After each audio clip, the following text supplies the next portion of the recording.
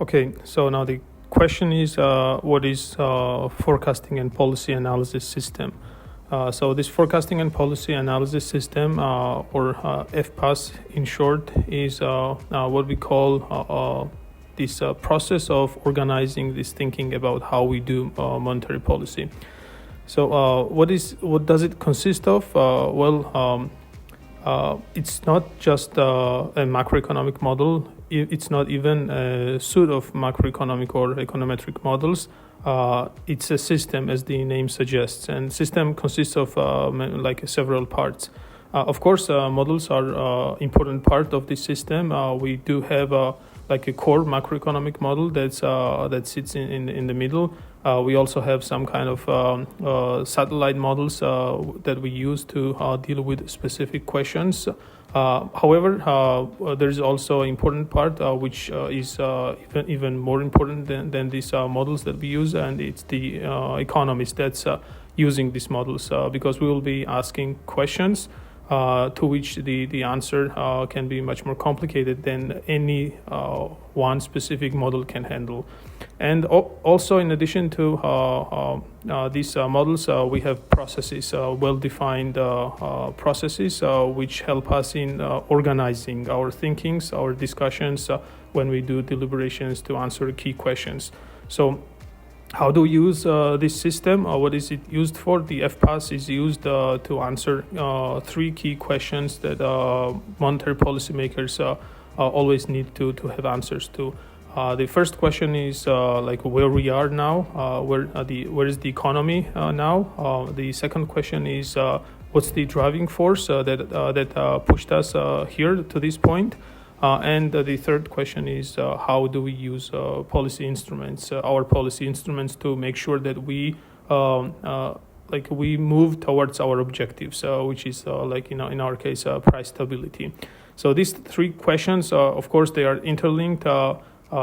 How to use our instruments to get to the place that we want to go, of course, requires us understanding what's the opposite forces that may be pushing us away from our objective. That's the second question of the question of underlying forces.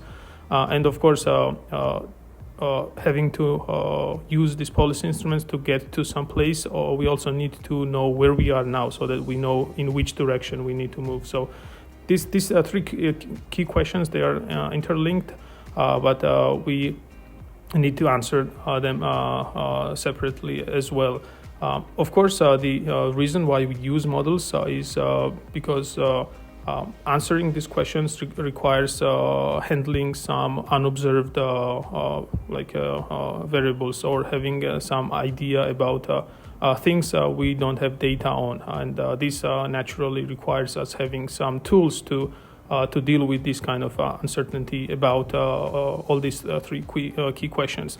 But again, what's more important is we need an economist who understands the nature of these three questions, because these questions are related to real world problems, and of course real world is always much more complex than any one specific model can handle.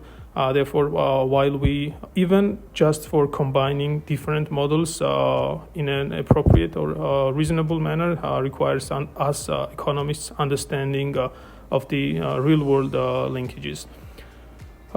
Okay, so that's essentially what the FPAS is used for. It's a system, sort of models, more importantly, economists and processes that we use to answer the questions of where we are now, what's the driving forces that led us here, and how should we using these policy instruments. These are the key questions we use forecasting and policy analysis system to answer to. So why do we use these processes and models at all? Why not just have the economists do this whole thing in its own head? Because we need some structure to make sure that discussions are structured, and we convey our ideas to fellow economists or more important, to policymakers in a structured way. So that's the whole idea of having this system, and with models and processes and economists in the center. So Again, there are a couple of models within FPAS which we can use. So the challenges lie there. While in previous generations of even existing generations of FPAS usually try to deal with these three key questions by structuring their discussions around relatively simpler models, because they make it easier to do analysis, like assuming that models are linear, like the economy, assuming that the economy is linear, and we don't have too much uncertainty, so we can do a fairly reasonable forecasts and so on. This has been the key assumption behind what we now call FPAS Mark 1. But of course, recently we've seen that uncertainty has increased significantly, and it made much more difficult to have a clear idea of where the economy might be evolving into. And this, of course, is a challenge for policymakers, because if we don't really know where we are going, then how should we be using our instruments? That becomes difficult to decide. So that's what the FPAS Mark II is trying to answer. So what is FPAS Mark II? It's essentially a system, again, that builds upon this FPAS Mark I system, but introduces these key modifications that help us in dealing with uncertainty. So what are these key modifications? One is to emphasize that having this central or baseline forecast can be misleading if it leads us to thinking that there is no risks or there is no big risks around this baseline path. That's why we need this modification, where FPAS Mark II, instead of focusing on baseline versus alternative scenario, focuses on a couple of different scenarios which can be equally likely.